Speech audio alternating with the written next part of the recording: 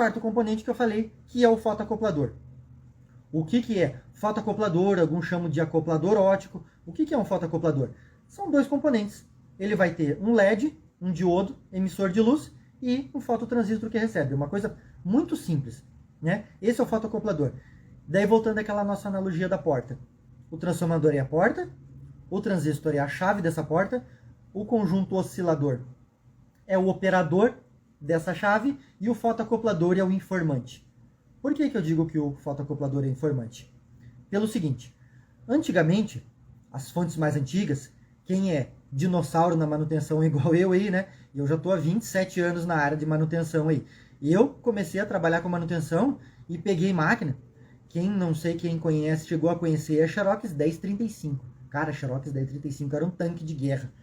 Aquilo pesava mais de 100 quilos. Tinha uma fonte que era quase o tamanho do micro-ondas, assim. A fonte não era chaveada, era uma fonte parruda. Tinha que ser uma fonte parruda, com um transformador forte. E daí o que acontecia? Nessas fontes que não eram chaveadas, você coloca a carga, né? Aqui no bloco secundário, aqui, ó. Você colocava a carga no bloco secundário. Colocava uma carga, mais uma carga, começava a puxar corrente. Começava a puxar mais corrente. Conforme começa a puxar mais corrente, tende ao quê? Cair a tensão no transformador. O transformador não consegue manter isso. Conforme você vai alimentando cargas aqui, vai puxando. Liga o fusor, liga o painel da máquina, liga a ventoinha, liga o motor de tracionamento do picape roller. Vai ligando mais componentes, né?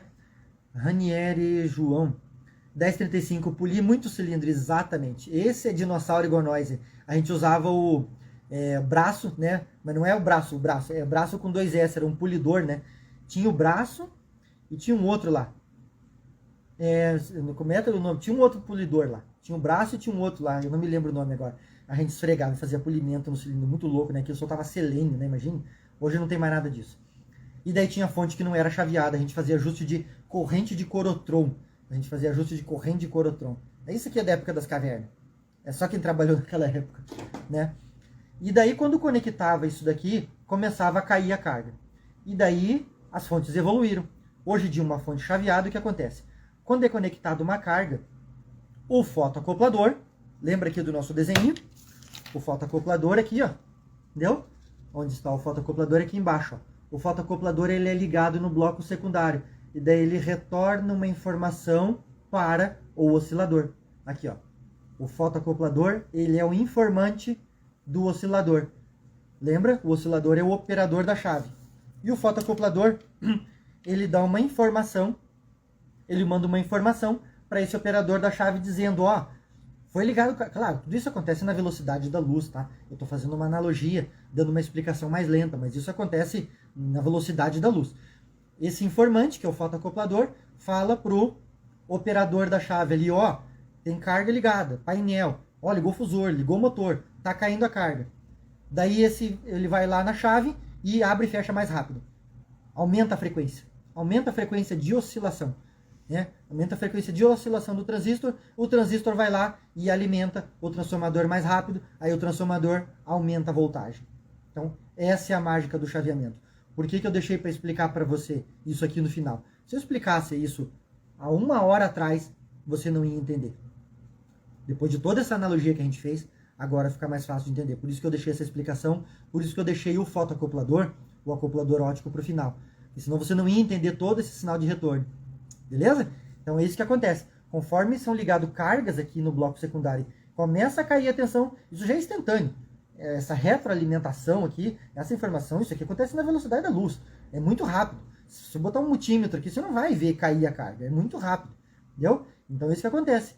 Tem um acoplador óptico e normalmente você vai achar ele como PC1, PC2 escrito aqui, tá? Normalmente ele tem 4 perninhas ou 5. Tem 4 perninhas ou 5. Não confunda com o MOC. Não confunda com esse branquinho aqui, ó. O MOC é o fotoacoplador da nossa última parte, que é o controle do fusor, tá? O MOC faz o controle do fusor. Então, não confunde isso. O fotoacoplador aqui de controle do chaveamento não é o foco do controle do fusor. Beleza?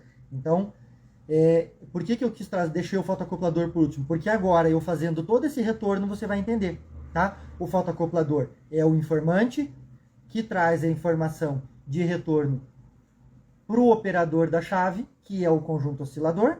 O conjunto oscilador opera essa chave, que é o transistor aqui que fica no dissipador, e o transistor opera a porta, que é o transformador. Beleza? Que é o transformador. E o transformador alimenta o bloco secundário. Então existe essa conexão, né? Voltando, o transformador é a porta que faz a conexão entre o bloco primário e o secundário. Ele é alimentado pelo transistor, que é a chave, que esquenta e dá problema. Transformador e transistor dá problema, o transistor sempre fica nos dissipadores. O operador dessa chave, que é o transistor, é o conjunto oscilador. E o conjunto oscilador trabalha na informação que vem do, que a gente chamou de informante. Quem é o informante? O fotoacoplador. E esses então são os 4 principais blocos do bloco de controle, tá? E daí depois a gente vai falar do bloco do quinto, que é o bloco fusor. De controle do fusor, que é um bloco semi-independente, tá? Basicamente é o MOC e o TRIC. Hoje eu quero que você fique com esses 4 conceitos. Transformador, transistor, conjunto oscilador e fotoacoplador. É importante você entender a função desses 4, como eles operam, por que eles existem, para que eles existem e defeitos que eles dão, né? De cara eu já te dou a dica, descarta, muito difícil dar defeito em fotoacoplador e em conjunto oscilador. O mais comum é no transformador e no transistor. Esse é o mais comum de dar defeito. Ranieri, explicação serviu para não sermos trocador de peça e sim analisar o defeito. Exatamente isso. Resumiu perfeito. É para vocês serem realmente dominadores da manutenção. Realmente eu quero que você seja um dominador da manutenção. Não é para ser trocador de peça. É para duas coisas. É para você não ser trocador de peça e para você ter lucratividade. Porque senão, trocador de peça, você troca a fonte inteira. É fácil, né? Qualquer um troca a fonte. Mas trocar os componentes de uma fonte, em vez de você gastar 300 numa fonte, você gasta 15, 20 reais numa fonte e pode cobrar 150, 200 do teu